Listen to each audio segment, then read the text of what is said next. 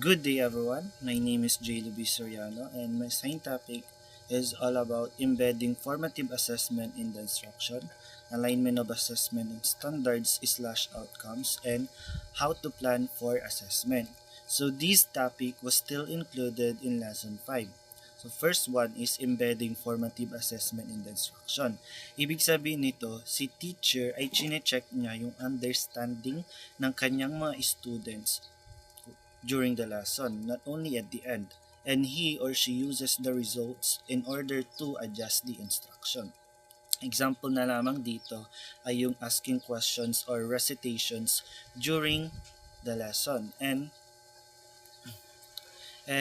short quiz during and or after the lesson. Next is yung alignment of assessment and standards/outcomes.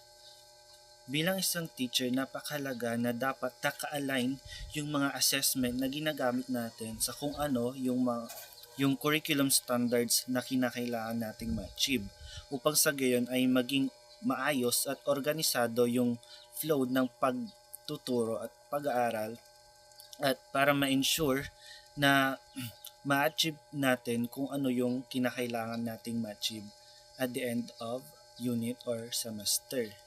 Next is yung how to plan for assessment. Ito po ay tumutukoy sa mga hakbang or paraan na kinakailangan ng mga teacher na sundin upang sa gayon ay maging organisado at maayos yung isasagawa nilang assessment. Sinasabi dito na kaakibat ng pagkakaroon ng effective assessment ay sa kung paano ini-instruct o itinuturo ni teacher ang bawat lesson sa kanyang mga students. Like, what kind of teaching strategies or approach should he use in order to meet the content standards? In addition, once na malinaw at organisado yung pagtuturo ni teacher, tiyak na magkakaroon ng effective teaching and learning processes inside the classroom. As a teacher, napakalaga na dapat alamin o i-assess muna natin yung kasalukuyang kaalaman o understanding ng mga students para matukoy natin kung saan nga ba sila nahihirapan bago tayo magpatuloy sa formal discussion. In that way, makakapag-isip tayo ng magandang strategies na maaari nating gamitin where everybody can catch up with what we are discussing. Kasi we can say we were effective teacher if in the first place our students does not learn or understand the lessons we are instructing. During instruction, ang formative assessment ang tumutulong sa mga teacher para tukuyin kung may natutunan o nakakasabay ba ang mga students sa discussion. So, paano nga ba malalaman ni teacher kung nakakasabay ba ang mga students sa discussion? Si teacher ay maaaring magsagawa ng tinatawag nating recitation habang nagtuturo. Sa pamamagitan nito, malalaman ni teacher kung sino-sino nga ba talaga ang nakakasabay at kung hindi naman, si teacher ay maaaring mag-adjust na agad ng teaching strategies or approach na kung saan magagawang makasabay ng mga student sa discussion at para maabot na rin yung learning goals na kinakailangang ma-achieve at the end of the lesson. Pagdating naman sa post-instruction o pagkatapos ng pagtuturo sa pamamagitan ng formative assessment ay natutukoy ni teacher kung na-meet ba yung learning objectives or goals o hindi.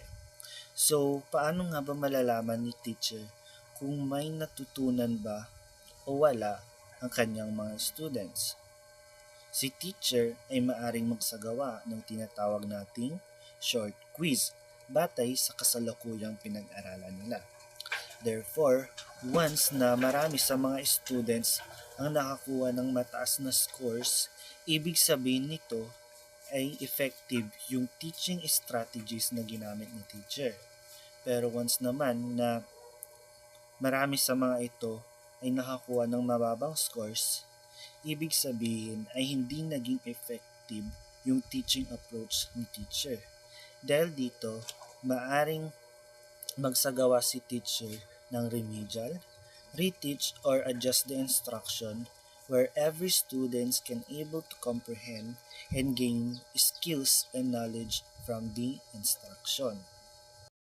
As a teacher, napakahalaga na dapat kapag nagpaplano tayo sa kung anong assessment methods and strategies ang gagamitin natin na kinakailangang siguraduhin natin na naka-align at magiging consistent yung flow ng pagtuturo upang maabot yung curriculum standards na kinakailangan nating ma-meet at the end of semester. It is also important for teacher na ipagbigay alam o ipaliwanag muna sa kanyang mga students yung objectives of the lesson before starting the instruction. Para nang sa gayon ay maging aware ang mga ito at ma-encourage sila na tulungan si teacher sa pag-abot nito. In that way, napopromote nito ang strong collaborative teaching and learning processes inside the classroom between teacher and students. Ang General Assessment Guides and Direct Instructions ang nakatutok sa pagbibigay ng mga impormasyon batay sa kabuuang learning progress ng bawat students. Sa tulong nito, nalalaman ng mga learners kung ano pa ba yung kinakailangan nilang i-improve in order to gain better learning progress results. It is also helps teacher in identifying whether they have been effective teacher or not. If not, being able to adjust their teaching methods or strategies based on the students' learning styles, interests, or preferences. Sinabi ni na Andres, Esmeralda, and Padernal sa kanilang librong Teaching Social Studies in the Elementary Grades na ang pagkakaroon ng good assessment ay nag-uumpisa sa kung ano yung nasa isip ng mga students.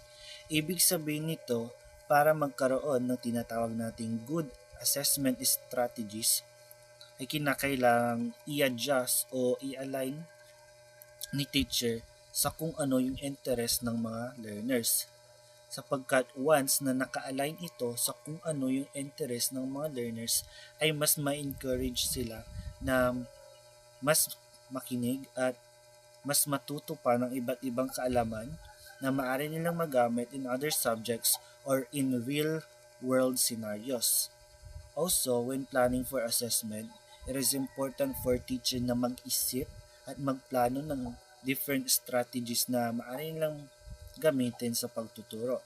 At dapat naka-align ito sa kung ano yung curriculum standards na kinakailangan ma-achieve at the end of a unit in order to ensure effective teaching and learning processes. In planning for assessment, as a teacher, mahalaga na dapat alamin muna natin kung ano yung kinakailangan nating i-assess na ini-expect nating ma-develop ng mga students at the end of instruction, regardless if it is knowledge, skills, and or values.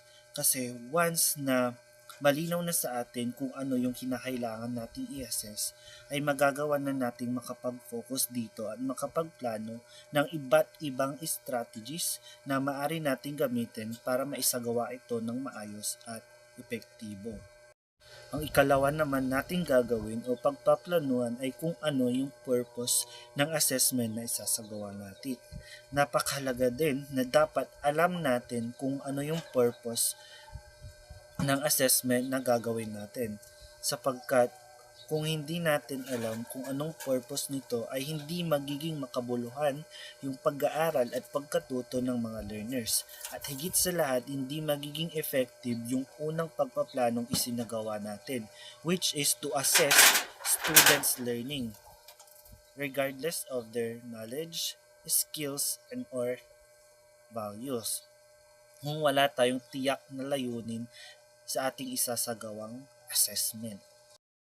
Sunod naman nating pagpaplanuhan ay kung ano yung assessment tools ang maaari nating gamitin that best provides the information we need.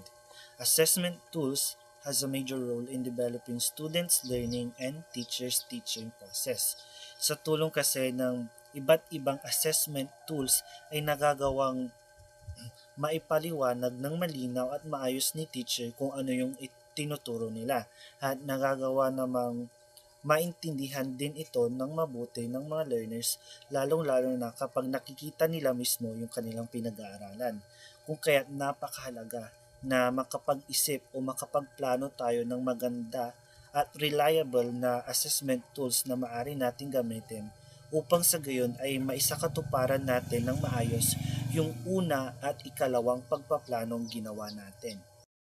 When planning for assessment, we have also considered kung sino yung magko-collect ng data base sa isinagawa nating assessment. Kung si teacher ba o si students o ng ibang stakeholders upang sa gayon ay maging organisado at consistent yung flow ng pag-aaral at pagtuturo. Pero traditionally, ang karaniwang nagko-collect ng mga data ay ang mga teacher sapagkat uso pa noon yung pagkakaroon ng teacher-based approach. Ibig sabihin nito, si teacher yung nagiging sentro ng pagtuturo at pagkukolek ng mga data without any students' responses. But nowadays, nagkaroon ng pagbabago at umusbong yung tinatawag nating learner-centered theories or approach na kung saan ang mga learners ang nagiging sentro ng kanilang pag-aaral at pagkatuto without depending on others. Pero sa theory or approach na ito, si teacher ay nagsisilbing facilitator sa kung ano yung ginagawa ng mga students. And the last step in planning for assessment is how often and will the data be collected. As a teacher, it is important na pagplanuhan natin kung gaano kadalas at kailan ko kolektahin yung data batay sa isinagawa nating assessment. Upang sa gayon ay makapag-set tayo ng tiyak o eksaktong time and date para masiguro nating magiging maayos at organisado yung pagkokolekta ng data. And that's the end of the lesson. Thank you.